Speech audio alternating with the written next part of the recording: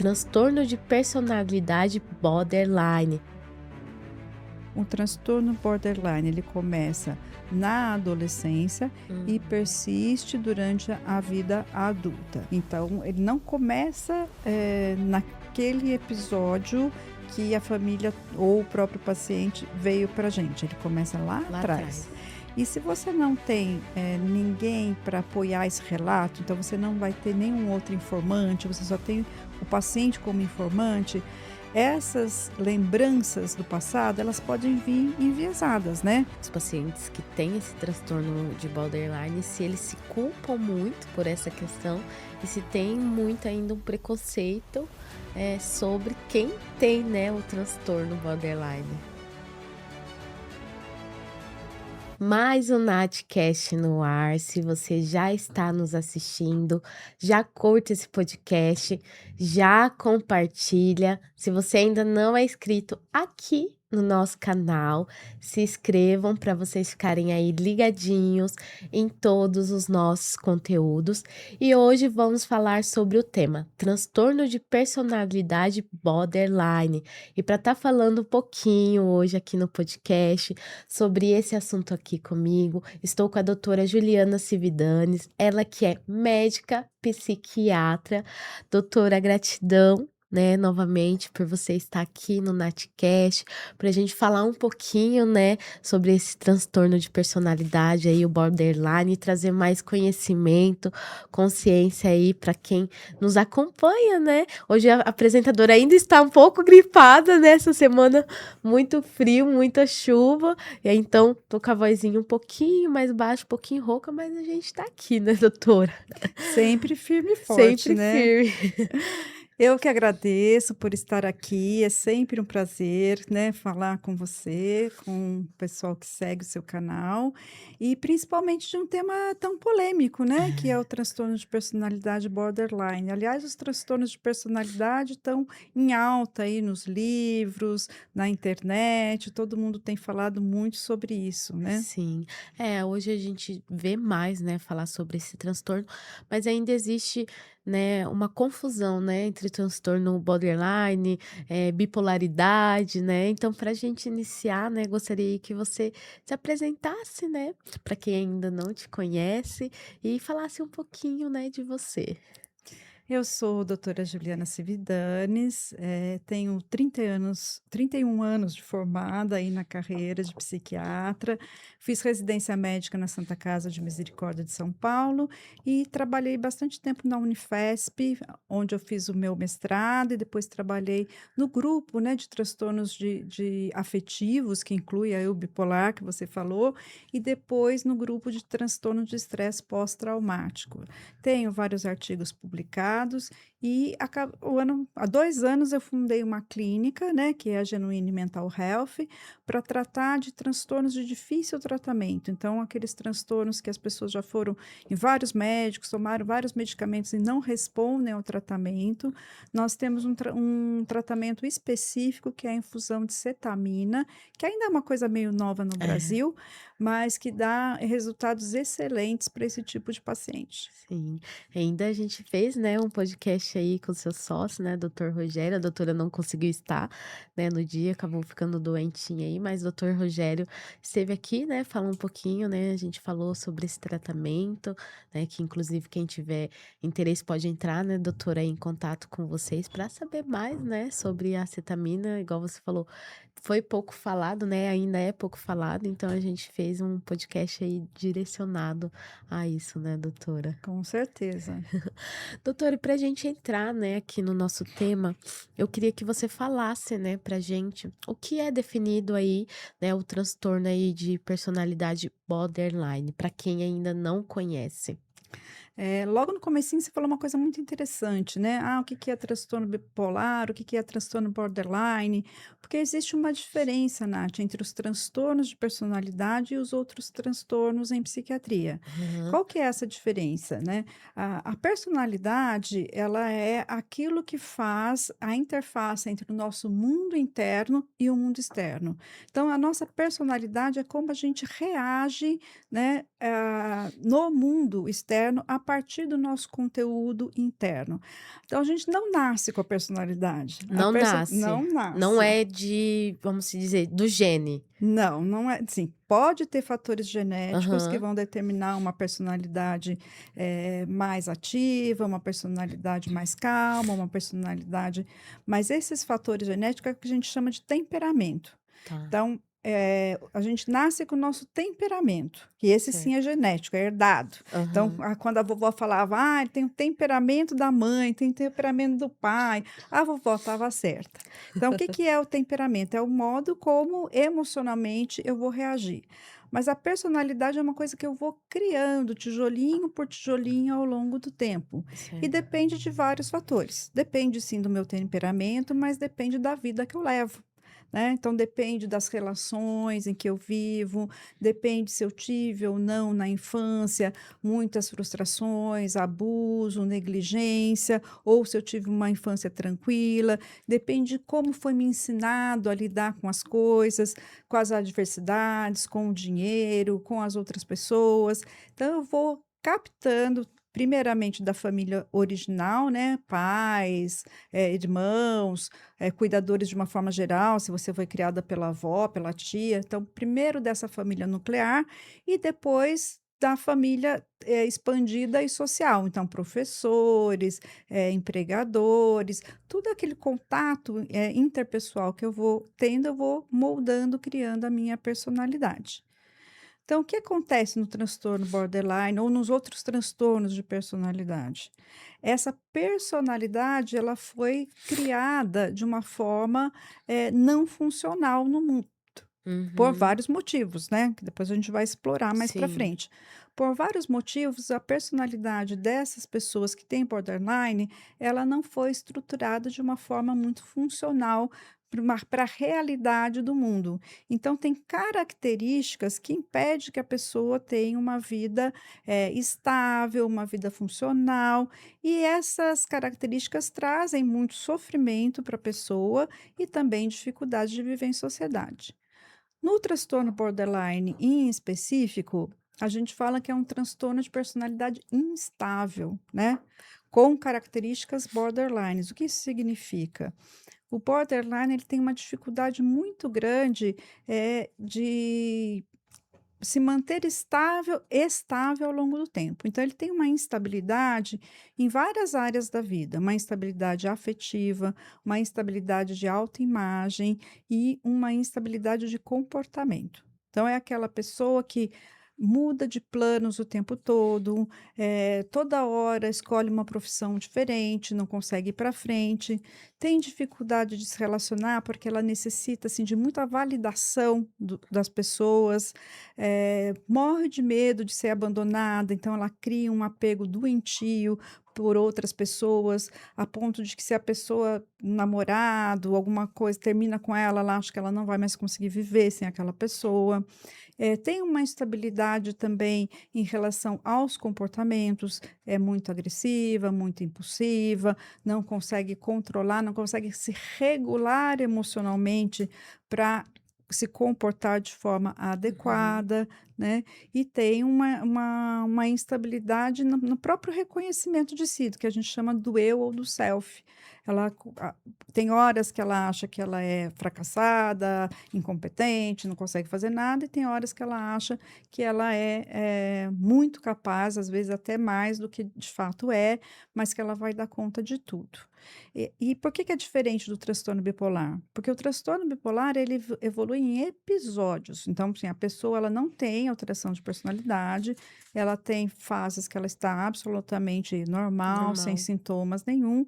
Em alguns momentos, independente do que acontece no mundo, externo, porque o borderline ele reage aos eventos, e ele reage aos eventos de forma inadequada e de forma excessiva. O transtorno bipolar não, como ele é uma coisa muito orgânica, uma alteração muito orgânica do cérebro, às vezes pequenas coisas como alteração de sono, estresse excessivo, pode desencadear alguma crise, mas não tem a ver com o que o outro pensa de mim ou se o outro está comigo ou não. Ou não. Então, assim, a maior característica aí do borderline é essa questão da instabilidade, seja, né, na família, no trabalho, nos relacionamentos Exatamente, nos relacionamentos e com a própria com pessoa. a própria pessoa. Então ela tem muita dificuldade, né, de se comportar no mundo, porque todas as emoções que ela sente são muito intensas, e ela não consegue regular, não consegue controlar essas emoções. Sim. Doutora, mas pode haver, assim, uma pessoa que ela tenha aí o transtorno borderline de ser um transtorno silencioso ou não? Porque a gente vê, às vezes, que a depressão, muitas vezes a pessoa tem, mas é aquela depressão silenciosa. No transtorno, existe isso ou não? Nós temos vários graus de intensidade. Então, quando a pessoa tem um transtorno menos grave, ela pode até passar despercebida pelos outros, né? As pessoas não notam, mas ela nota. Uhum. Ela nota o sofrimento, porque ela não consegue se relacionar afetivamente com ninguém por muito tempo, ela não consegue se manter muito tempo no mesmo emprego, toda hora ela cria confusão, briga com alguém no trabalho e acaba ou se demitindo ou sendo demitida, ela não consegue manter uma vida financeira estável, então ela se envolve muitas vezes em projetos que ela gasta todo o dinheiro e depois ela acaba ficando endividada e tem dificuldade de se reerguer. Então, a gente pode ter pessoas que têm uma gravidade menos intensa e que tem um impacto aí emocional e funcional um pouco mais, nunca é leve, é moderado, né? Nunca é muito leve. E tem aquelas pessoas que acabam causando mesmo em qualquer ambiente que tiver e ninguém consegue ficar perto e ela nunca consegue se estabilizar. Sim. Ô, doutora, o comportamento, autolesivo de uma pessoa é uma característica de que ela é borderline? É uma característica do transtorno, mas não de que ela é borderline. Qual Aham. que é a diferença, né? A automutilação ou autolesão, que a gente chama, que o mais comum, né, é a pessoa se cortar, mas pode ser também consumo de drogas, ser outras situações em que a pessoa acaba se ferindo, ela é uma característica, que pode ser central no transtorno de personalidade borderline. Mas existem outros transtornos que causam também desregulação emocional, que acabam cursando com essa característica de autolesão. O próprio transtorno bipolar, né, em fases aí muito depressivas, pode ter autolesão, o próprio transtorno de estresse pós-traumático, mas um transtorno de estresse pós-traumático que a gente chama de TEPT complexo, às vezes a pessoa acaba também se ferindo, Uhum. e o transtorno de déficit de atenção pode também ocorrer esse tipo de lesão. Por quê? Se machucar fisicamente é uma tentativa, né, de se regular emocionalmente. Então, quando as emoções estão muito descontroladas, a pessoa está se sentindo muito mal naquele ambiente e ela não consegue identificar o que é, às vezes sentir uma dor física pode ser uma forma dela se acalmar. Daí aí leva a pessoa a se automutilar, Se essa questão. automutilar para sentir um alívio desse furacão emocional que está dentro dela. Sim. Doutora, você falou, né, um pouquinho sobre a questão das vezes dos picos, né, às vezes ser mais graves dos quadros ou às vezes mais leve. O que que diferencia de um para o outro, do quadro mais grave do borderline ao mais leve? O que diferencia é a funcionalidade, né. Então quando o paciente tem os quadros mais leves, ele às vezes ele consegue se manter mais funcional, principalmente em termos de trabalho, dessas consegue se controlar a sua impulsividade melhor, controlar mais esses quadros de autolesão, tem menos chance de levar ao suicídio, que é o desfecho mais grave desse transtorno, então esse transtorno é um pouco mais leve. Quando o transtorno é, muito grave, todas essas características estão exacerbadas, então é uma perda total de Total. controle e, esses sintomas eles são muito intensos. Então, quando vai brigar, briga de uma forma muito intensa. Eh, eu tive uma paciente, por exemplo, que o namorado terminou com ela, porque a convivência é muito difícil, a pessoa uma hora odeia, outra hora detesta, uma hora tem ciúmes, outra hora trata mal, outra hora, trai, então É bem o difícil, né. relacionamento é bem difícil, acabou terminando com ela, ela ficou muito irritada e pôs fogo no apartamento dele. Meu Deus! Então esse é um Chega grau nessa grave, nesse chega, grau. chega nesse grau. Meu Deus. E o que que causa, assim, doutora, tipo, essa existe algum gatilho, alguma coisa que pode desencadear aí essa desregulação emocional tão grande da pessoa, tipo, fazer isso? O gatilho geralmente é uma rejeição, seja uma rejeição amorosa, seja uma rejeição de amizade, uma rejeição do trabalho, por exemplo, quando a pessoa é demitida, e ela acha que ela foi demitida injustamente. Então, o gatilho são sempre coisas externas que, de alguma forma, ela se sente rejeitada ou invalidada ou injustiçada, e daí leva a essas explosões. Mas a gente tem que entender assim que todo curso é sempre cheio de problemas. Então, quando chega a rejeição, é porque ela já deu tanto problema que seja o namorado, seja a namorada ou, né, o empregador fala: "Não, basta, não aguento mais". E Uhum. daí, vem a rejeição de uma forma ou de outra, e isso leva a esses picos. Mas não é que ela que estava tudo bem, aconteceu alguma Do coisa, nada, né. ela não, não é do nada. E também não é que estava tudo bem, ela vinha bem e aconteceu alguma coisa. Não, ela já vinha causando. O acontecer alguma coisa é quando, né, a pessoa que está se relacionando com ela, com ele, chega uma hora que fala: "Não, eu não aguento mais", põe um limite, e esse limite é insuportável.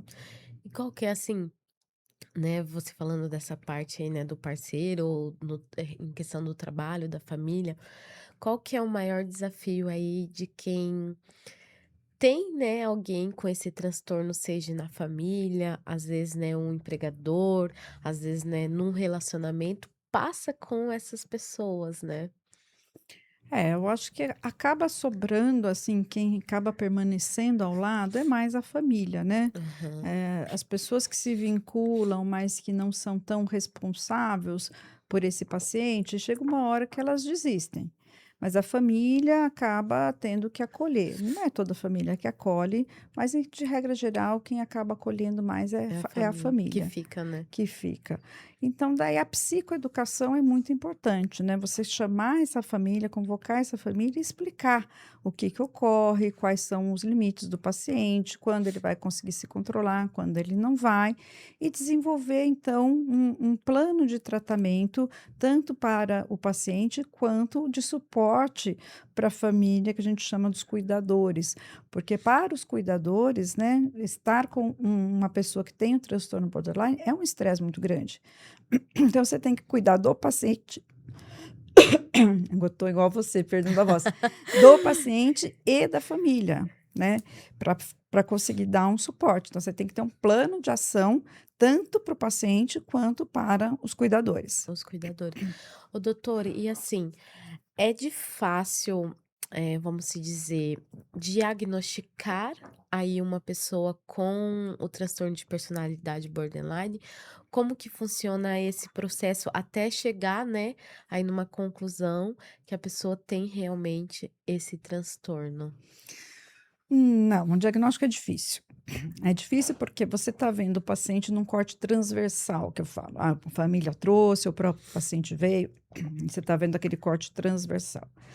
Para você conseguir fazer o tratamento, você tem que ver esse paciente longitudinalmente. Você tem que ver desde a infância dele, se teve abuso, se teve negligência, que ambiente ele viveu, como era essa casa, quais eram os cuidados, como eram as relações de afeto, né, nessa família onde essa criança cresceu e ir acompanhando todo o desenvolvimento. Então, o transtorno borderline, ele começa na adolescência e Uhum. persiste durante a vida adulta. Então, ele não começa, naquele episódio que a família ou o próprio paciente veio para a gente, ele começa lá Lá atrás. atrás. E se você não tem, ninguém para apoiar esse relato, então você não vai ter nenhum outro informante, você só tem o paciente como informante, essas lembranças do passado, elas podem vir enviesadas, né. A gente sabe que as memórias, elas nunca são memórias do fato, elas são memórias que eu introjetei a partir da minha leitura e a partir da minha emoção. Então é difícil você, saber se essas memórias aconteceram de fato ou não. É claro que o que mais importa é como o paciente vivenciou isso, mas às vezes ele não fala coisas que são importantes para o diagnóstico. E muitas vezes você fica na dúvida: é transtorno borderline de personalidade? É transtorno bipolar? E eu estou vendo um episódio de mania, de aceleração? É o transtorno de déficit de atenção e hiperatividade que cursa também com impulsividade? Então, às vezes a gente precisa de mais de uma consulta, várias consultas, para ir conhecendo esse paciente e chegar no diagnóstico. Muitas vezes a gente faz uma hipótese diagnóstica, por exemplo, de um transtorno bipolar, e com o tempo a gente vê que não é. E E uma outra coisa que dificulta é que você pode ter comorbidades.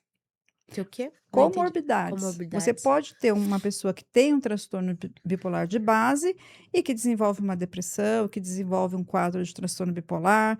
Aí você fica com mais dificuldade ainda De diagnosticar, né. de fazer o diagnóstico. Então, todo o diagnóstico ele tem que ser longitudinal. Então, você tem que saber desde o começo da vida do paciente, tem que fazer uma anamnese, então perguntar muitos fatores importantes e ter esse acompanhamento para ver o que que é e o que que não é. E pode acontecer, assim, de durante esse acompanhamento, às vezes, né, a pessoa omitir aí alguns casos que dificulta vocês de chegarem aí a uma conclusão do transtorno que ela tem e se ela tem? Então, no começo, né, nas primeiras consultas, sim, mas daí com o tempo a gente vai percebendo um padrão, né? Então, a pessoa está sempre reclamando do outro, sempre dizendo que o outro é que não faz, que o outro é que não ajuda, que o outro é que rejeitou. O problema é sempre do outro, nunca está nela. Então, Uhum. esse padrão repetido de comportamento, de instabilidade, que a gente consegue observar ao longo do tempo, aí ele vai definindo para a gente que realmente é um transtorno de personalidade. Lembrando que o transtorno de personalidade, ele se caracteriza por essa dificuldade de relação com o mundo externo. Então, quando a culpa é sempre do mundo e nunca é da pessoa, você já começa a desconfiar. Aham. Ô, doutor, e qual assim, né, você com toda, né, o seu tempo de clínica, o que que você vê nas pessoas que têm esse transtorno? Qual que é, assim, o maior desafio, né, para quem tem aí o transtorno de borderline? O maior desafio é a pessoa aceitar o diagnóstico, né. Ninguém quer ser rotulado, ninguém quer ter um diagnóstico. Eu acho que esse desafio é um desafio, para todos os transtornos na prática psiquiátrica. E muitas vezes o paciente que tem o transtorno de personalidade, ele quer receber o diagnóstico: "Ah, não, eu tenho uma depressão, por isso que eu reajo assim". Porque quando você fala que tem um transtorno de personalidade, dá a impressão que a responsabilidade é do paciente. Ah, ele é culpado que as coisas acontecem assim. Você se comporta assim, de forma inadequada, por isso que as coisas acontecem. Então, o paciente sente, né, que você está colocando uma culpa nele. Ah, então a culpa da minha vida não ir bem não é de uma depressão, não é de um transtorno bipolar, é porque eu sou mal. E isso é um preconceito que a gente tem que tirar. É claro que conviver com essas pessoas é muito destrutivo, então elas acabam tendo o rótulo de que elas são umas pessoas más, seja o transtorno borderline, o transtorno narcisista de personalidade, que também está na moda, hoje todo mundo é narcisista, não é bem assim. Então você acaba, inferindo que aquela pessoa tem culpa, e ela não tem culpa, porque ela não consegue se controlar, ela não consegue se autorregular. Então, ela tem que aprender isso. Mas muitas vezes o paciente não aceita, então ele não quer fazer o tratamento para aprender isso. É isso que eu ia te perguntar, né, se aí nesse transtorno as pessoas, né, os pacientes que têm esse transtorno de borderline, se eles se culpam muito por essa questão e se tem muito ainda um preconceito, sobre quem tem, né, o transtorno borderline. Tem muito preconceito, e o preconceito não é só da sociedade, né, e da sociedade reduzida, que as pessoas que convivem, mas da própria pessoa. Eles chegam no consultório, eles querem receber um diagnóstico que justifique para a sociedade aquele comportamento, e que de preferência eles tomem um remédio e resolva, sem ter que se, responsabilizar por aquele tratamento, pelaquela mudança. Então, é muito o preconceito não vem só de fora, o preconceito vem da própria pessoa, Da própria né. pessoa. E como que funciona, doutora, aí o tratamento para quem tem esse transtorno de borderline? Existe remédio? Como que é esse tratamento? A pessoa, tipo, se a pessoa ela tem o borderline hoje, né? Um exemplo, ela vai ter a vida toda quando ela já é diagnosticada com esse transtorno? Então, isso é uma pergunta, né, que muita gente faz. Vamos lembrar que o transtorno é um transtorno de personalidade, é como a minha personalidade se construiu. A sua personalidade vai mudar ao longo do tempo? Sim. Personalidade? É. Ai, Né. Basicamente, nossa personalidade é um padrão duradouro. duradouro. Você tem várias regras internas, todos nós temos várias Aham. regras internas que a gente chama, né, da nossa ética, da nossa conduta, e a gente vai aplicar essas regras no mundo externo. Dificilmente a gente vai mudar. Quando que a gente vai mudar? Quando a gente percebe que um comportamento nosso, uma parte daquilo que a gente é, um jeito de conviver com o mundo, está trazendo prejuízo. Então, a personalidade a gente é um padrão, É um é um padrão. mas o comportamento a gente muda ao longo do Então, tempo. quando você percebe que o seu comportamento está trazendo prejuízo ou para você ou está magoando as pessoas, você muda. Uhum. O borderline ele não consegue fazer isso sozinho, porque o padrão de comportamento dele é muito mais intenso, muito mais marcante e já é disfuncional, já é inadequado de uma forma Uhum. geral. Então, ele não consegue fazer essa mudança sozinho. Nós, de uma forma geral, a gente fala assim, a gente faz um upgrade da nossa personalidade o tempo inteiro, conforme a gente vai experimentando coisas e vai vendo que não dá certo. Ah, se eu gritar, eu não consigo o que eu quero. Então, eu preciso fazer isso de uma forma um pouco mais sutil para conseguir o que eu quero. Então, você consegue fazer esse raciocínio sozinho. Que a gente fala que é um upgrade aí da personalidade. A gente vai criando mecanismos para lidar com o mundo, para a gente chegar onde a gente quer. Sim. Principalmente se a gente percebe que um comportamento nosso está trazendo prejuízo, fala, não, tem que mudar. Eu não estou conseguindo o que eu quero, eu tenho que mudar. Mas o borderline não consegue fazer isso sozinho. Então, ele precisa de um tratamento. O tratamento é basicamente psicoterapia. Né? Uhum. Ah, tem remédio que mude a personalidade? Não, não tem remédio que mude a nossa personalidade. A gente é que tem que perceber que aquele comportamento é inadequado e mudar.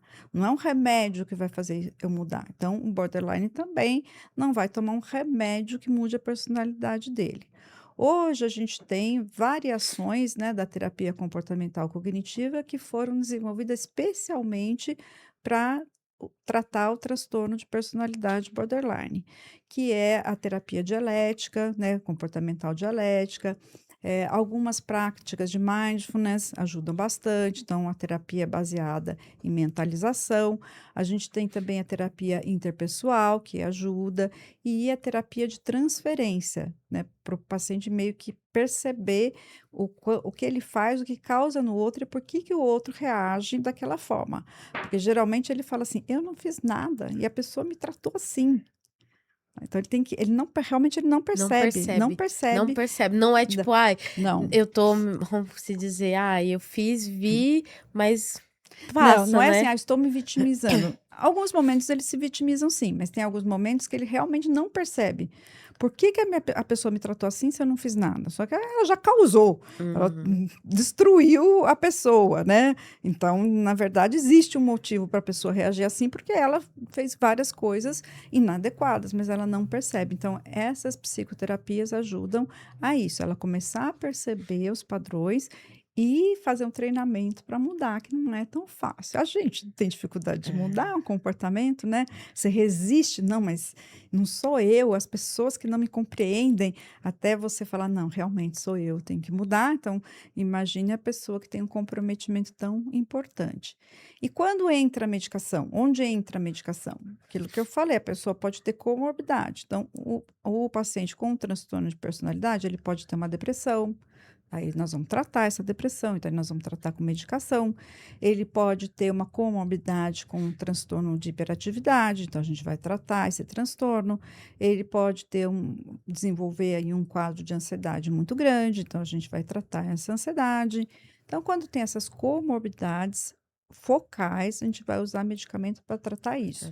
Mas a gente não está tratando a personalidade. Então, doutora, quando um paciente, né, que já tem aí o transtorno borderline, ele deve procurar aí uma ajuda psiquiatra. Tem assim uma explicação para isso? Ou ela, se ela tá tendo sinais, ela já pode procurar aí um psiquiatra? É, deveria procurar sempre, né? Desde a adolescência, quando já aparecem esses sintomas, a família já deveria procurar a ajuda, seja do psiquiatra, seja do psicólogo.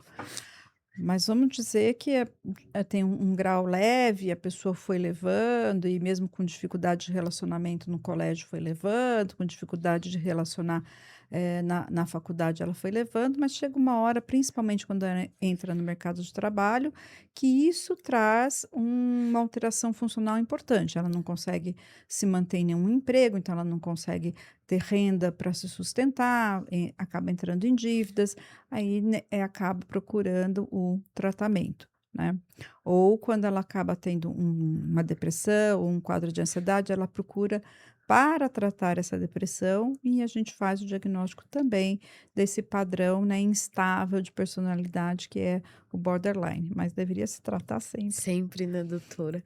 Ô, doutora, e assim, um paciente que tem borderline, ele é verdade que ele sofreu abuso na infância? Todo paciente com borderline? É, isso é uma confusão comum, né? Alguns estudos com pacientes borderline identificaram, né, presença de abuso sexual na infância. Mas isso não significa que toda criança que foi abusada na infância terá borderline, nem que todo paciente borderline teve abuso na Na infância. infância. Às vezes a própria mídia, o próprio agora com a internet que tem muito informação, nem toda informação ela é correta. Então lembra Uhum. que eu te falei que o que a gente resgata de memória nem sempre é o que aconteceu? Então, passou-se a ter muitas pessoas com diagnóstico de borderline lembrando que foi abusado na infância.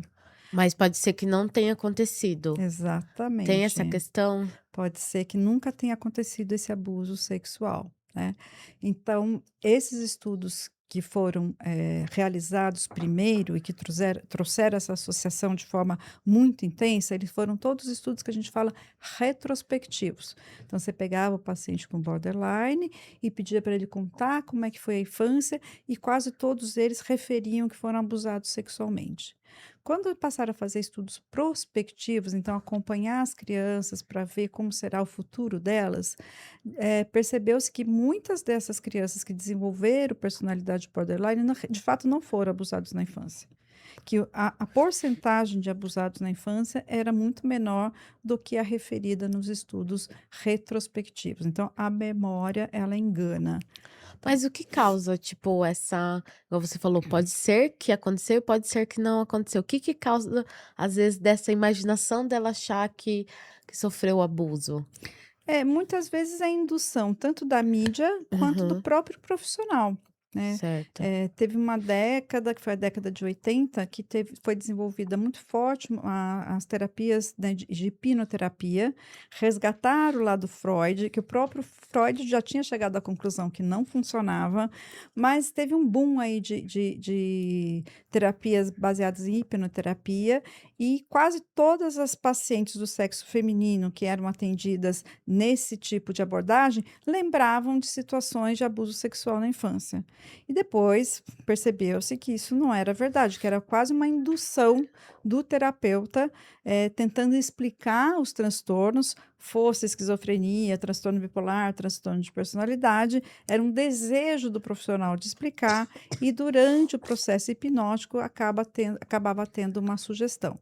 E essas terapias foram de novo abandonadas, não que não exista, ainda existe, mas Existe. cientificamente elas não têm comprovação, né. Então isso criou uma história, um mito de que todo paciente, que é abusado, sexualmente terá transtorno borderline e todo borderline foi abusado Foi abusado. sexualmente, isso não é verdade. Agora, com certeza, os traumas na infância, tanto abuso quanto negligência, e não precisa ser sexual, né? Ausência de cuidado, quando a criança está doente, ninguém leva no médico, as crianças que ficam o dia inteiro sozinha porque os pais têm que trabalhar e não são alimentadas de forma adequada, e não têm o carinho adequado, não se sentem protegidas, crianças que são abusadas fisicamente, em termos de castigos físicos, também pode desenvolver o transtorno borderline e outros transtornos. Então, existe uma associação muito forte também com abuso e negligência com o transtorno bipolar do humor, por exemplo. Sim. Então, quando a criança sofreu abuso ou negligência, pode ser até, às vezes, um abuso Psicolo psicológico. É, porque hoje quando a gente fala, né, na questão do abuso, as pessoas já vai direto pro abuso sexual, né, e não tem, existe vários Não. tipos de abuso, né. Então, a gente tem o abuso, emocional, né, psicológico, a gente tem o abuso físico e tem o abuso sexual, e também tem a negligência, porque eu posso abusar psicologicamente de alguém, né, fazendo terrorismo, colocando crenças: "Ai, se você fizer isso, a mamãe vai morrer, se você não fizer isso para a mamãe vai embora". Isso é um tipo de abuso emocional, psicológico que muitas mães fazem com os filhos. O que que eu fiz de mal para ter um filho tão ruim como você? Então, são coisas que marcam a infância de uma criança. Assim Sim, como aquelas mães que nunca beijam, que não dão afeto, que nunca fazem um carinho no filho, é uma negligência emocional. Então, esses tipos de situação levam ao desenvolvimento de vários transtornos na idade adulta. Então, do transtorno de personalidade borderline, mas também do transtorno bipolar, do transtorno de. A pessoa fica mais suscetível a desenvolver transtornos de ansiedade, transtornos de estresse pós-traumático. Então, não é uma característica do transtorno de personalidade borderline. sim. Doutora, a gente falou muito da questão do ambiente, né, que ao longo do tempo, em relação ao ambiente, a pessoa ela pode, como que fala? Ter esse transtorno, né. O ambiente também, se a pessoa já foi diagnosticada com o transtorno de borderline, pode ser que nesse mesmo ambiente ela possa ter mais crises? Pode, porque se ela está num ambiente onde ela vai sofrer mais rejeições, vai ter menos apoio, vai ter menos relações afetivas, então menos, eh, suporte emocional, esse quadro vai se agravando, né. E quando ela tem um ambiente mais favorável, então por isso que eu falei, a gente tem que cuidar do cuidador, tem que Uhum. ensinar o cuidador, né, a como lidar com essa pessoa de uma forma mais amorosa possível, para ir reduzindo esse estresse, para que ela vá conseguindo ter uma melhora. E todo esse, né, a questão do cuidador, né, que a gente falou no começo, que geralmente quem fica é a família aí, né, com essa pessoa que tem esse transtorno. Eles, eles vão também na terapia, eles costumam, assim, a tentar entender ou é difícil essa parte também para vocês, profissional, falar da importância deles ter esse acompanhamento para entender, né, o transtorno? Nath, na realidade do consultório, o que acontece? Sempre o paciente acaba chegando sozinho, porque ele demora tanto para procurar ajuda que ele já perdeu praticamente todas as relações. Até a própria família já desistiu. Quando é um paciente mais jovem, então, um adolescente, um adulto jovem que ainda mora com a família, no começo a família vem, né? Principalmente quando está abrindo o quadro. A família vem, a família se preocupa, mas quando começa a ter a repetição, então aquele paciente que se corta repetidamente, aquele paciente que tenta suicídio repetidamente, aí estou falando de pacientes mais jovens, né, que vivem com Aham. a família. Chega uma hora que até a família começa a sentir raiva. E não dá para culpá-los, né, porque a família está ali fazendo o melhor possível, a pessoa tem acesso a boa educação, tem acesso a viagens, tem acesso a compras, que a família proporciona, e daí a pessoa tenta se matar? Se mutila, faz com que a família fique toda hora estressada, tendo que correr para um pronto-socorro. Chega uma hora que a família acaba perdendo a paciência, a própria família ou trata com descaso, ou não ajuda mais. Tem alguns que falam assim: "Ah, eu vou alugar um apartamento para você morar sozinho, acho que é E melhor". aí entra mais nessa questão do abandono, né, doutor?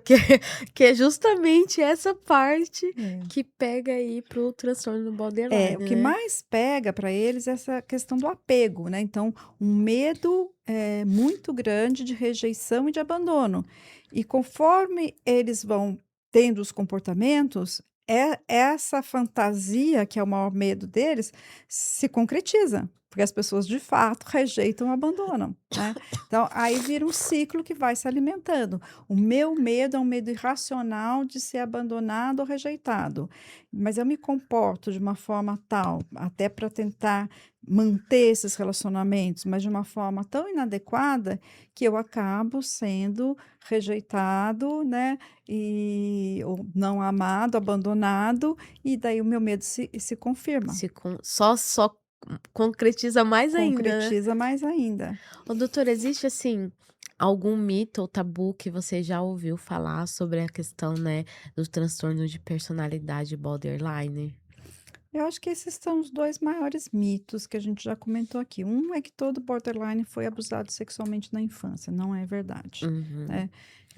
E o outro é essa questão da automutilação, que é uma coisa, se cortou, fez uns cortes, é borderline.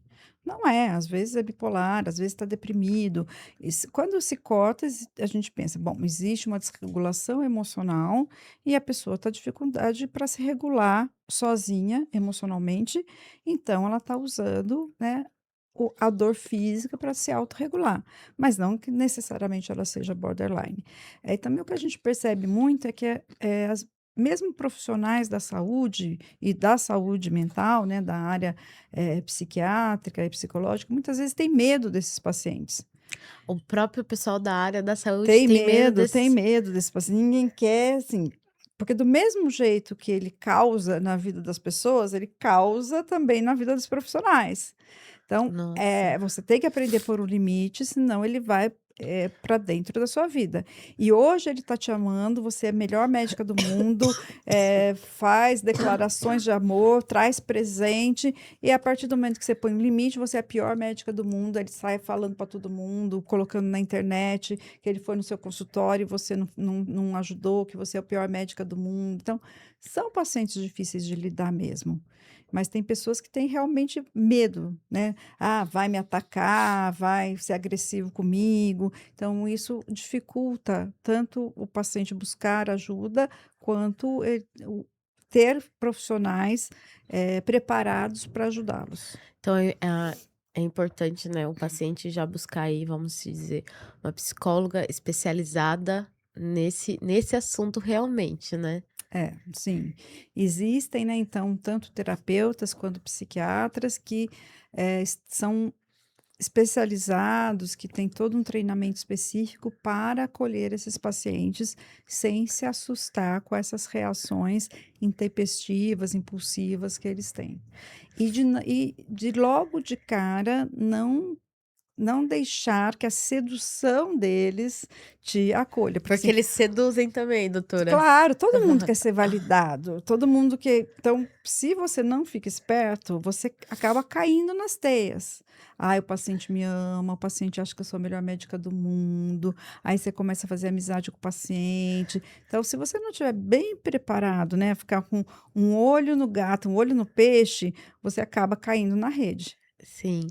Doutora, assim, qual foi, assim, o seu maior desafio com algum paciente que você teve, né, borderline, assim, pra você, qual foi, assim, o seu maior desafio em lidar com esse Olha, paciente? Eu acho que quando eu comecei a carreira, caí na rede muitas vezes, É, doutora. porque até você ficar esperto, eles vão te seduzindo e você, não percebe. Com o tempo, né, tanto com os cursos específicos que eu fiz para entender, para compreender, formação que eu tenho em terapia comportamental cognitiva, e daí dentro da formação tem como manejar os transtornos de personalidade, aí você vai ficando mais esperto. Hoje, eu acho que a minha maior frustração é quando de fato eu não consigo ajudar, né. Quando o paciente está vindo, você está, percebendo que tem uma melhora, mas ele fala: "Ah, não vou mais".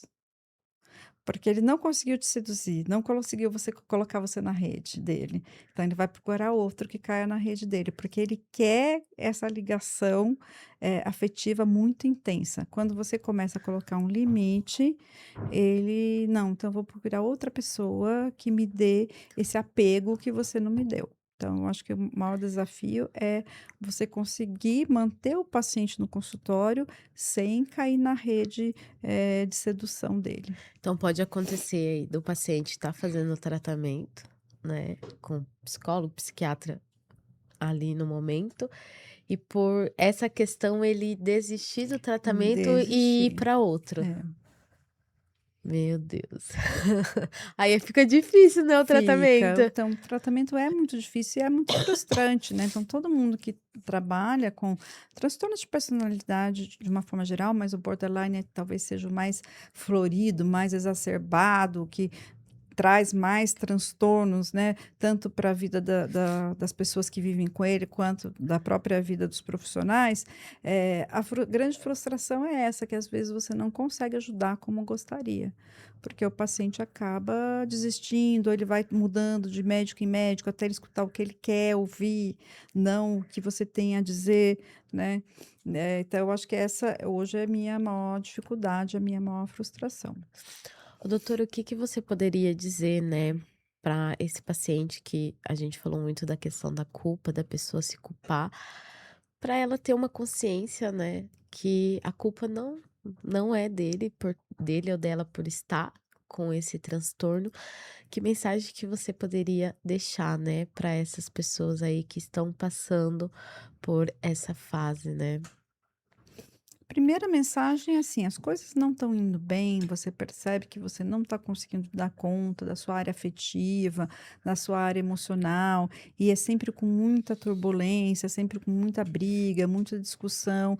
Desconfie que tem alguma coisa errada, não só com o mundo, mas com você também, e busque ajuda. Então, ultrapasse o tabu, né, que psiquiatria, psicologia, coisa de louco. Ultrapasse esse tabu e vá buscar uma opinião profissional, a respeito dessas alterações comportamentais que você percebe que estão trazendo prejuízo. A segunda, coisa, assim, é se propor realmente a mudar, né. Em vez de se culpar, falar: "Eu não faço nada certo, eu não consigo chegar a lugar nenhum", dê uma oportunidade de mudança, porque muitas vezes você tem um grande potencial que está aí sendo impedido de ser aproveitado por conta dessa dificuldade de se autocontrolar, de se autorregular. Sim. E o que que você também, poderia falar, né, às vezes para as famílias que estão nos assistindo, que muitas vezes não tem esse conhecimento, né, sobre igual a gente falou no início, hoje agora que está sendo falado mais sobre os Uhum. transtornos, o que que é cada um, que muitas vezes a gente, né, fala: "Ai, tem isso, tem aquilo, tem depressão", ou é frescura, não é nada, só tá querendo chamar atenção". O que que você poderia, né, tá falando aí para essas pessoas também, né, os familiares, que é as pessoas que mais passam tempo conosco, né. É. Então, tem uma coisa assim que as pessoas falam assim: quem tenta suicídio é para chamar atenção. Se uma pessoa chama atenção através de tentativa de suicídio, ela já é doente. Nenhuma pessoa normal chama atenção tentando se matar. A gente chama atenção emagrecendo, a gente chama atenção pondo uma roupa diferente, a gente chama atenção se maquiando. No caso dos homens, chama atenção, fazendo musculação, vestindo uma roupa bonita. Se a pessoa quer chamar atenção fazendo várias tentativas de suicídio ou se cortando, então já é uma coisa que está fora do normal, já é uma doença. Nenhuma pessoa normal chama atenção tentando suicídio. Então, em vez de falar assim: "Ah, ela não tem nada, é frescura, ela está chamando querendo chamar atenção", não, busque um profissional, tente se informar. Mesmo que o seu filho, sua filha não queiram ir até a ao profissional, vá você, tente se informar. Agora, conviver com essa pessoa realmente é difícil, então não culpa as famílias quando elas chegam num ponto que elas não aguentam mais. Então, às vezes, realmente precisa separar, pôr essa pessoa para morar em outro lugar, para você também poder se fortalecer, se tratar emocionalmente, para continuar dando esse suporte. Mas não é para pôr ela ali e esquecer que ela existe. Abandonar, né. Abandonar, é para colocar ela ali para você se fortalecer, para poder ajudar, né. Sim. Para você ter um tempo em que você consiga respirar, descansar, juntar conhecimento para conseguir ajudar o seu parente, seu amigo, né, seu cônjuge.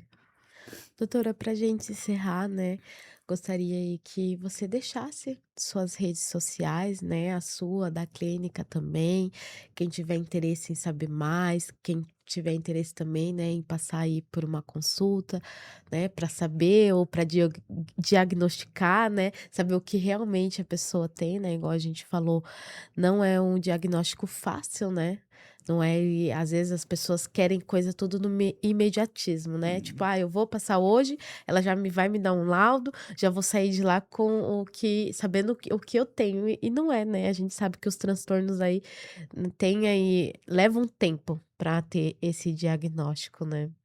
Essa consciência é muito importante, né, porque é isso, você não vai entrar no consultório de um psiquiatra, contar uma história, ele vai pedir um monte de exame, você vai realizar esses exames, vai voltar, ele vai olhar os exames e falar: "Ah, você tem isso". Então, como nas outras especialidades, as consultas são mais ou menos assim. Na nossa, não. Na nossa, a gente tem que conversar e, às vezes, várias consultas até chegar num diagnóstico, definitivo. Então Correto, né? correto, então demora. Então tem que ter essa paciência, né, para chegar até lá. Então, você precisa estar disposto realmente a se tratar, né. E lá na clínica Genuíne, que é a nossa clínica, a gente atende pacientes com transtorno de personalidade. Então, se quiser entrar em contato, o meu Instagram é Juliana Cividanes, então é o meu nome, né? Não é difícil de encontrar. E tem o site da clínica também, que é genuine.psiquiatria.com.br. Eu acho que são esses os contatos mais fáceis.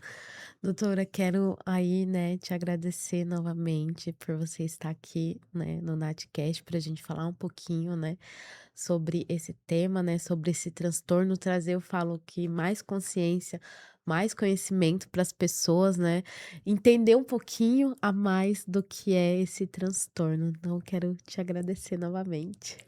Eu que agradeço pela oportunidade de estar falando aqui, porque a gente vê que tem muitas informações desencontradas na internet que às vezes mais atrapalham do que ajudam os pacientes. Então, trazer uma informação clara, uma informação realmente com princípios científicos é sempre importante. E se você chegou até o final deste episódio e ainda não curtiu, deixa aqui a sua curtida, deixe o seu comentário que vocês acharam do podcast de hoje. Se você ainda não compartilhou esse conteúdo, compartilha. Se você ainda não é inscrito aqui no nosso canal, se inscrevam e eu espero vocês no próximo Natcast.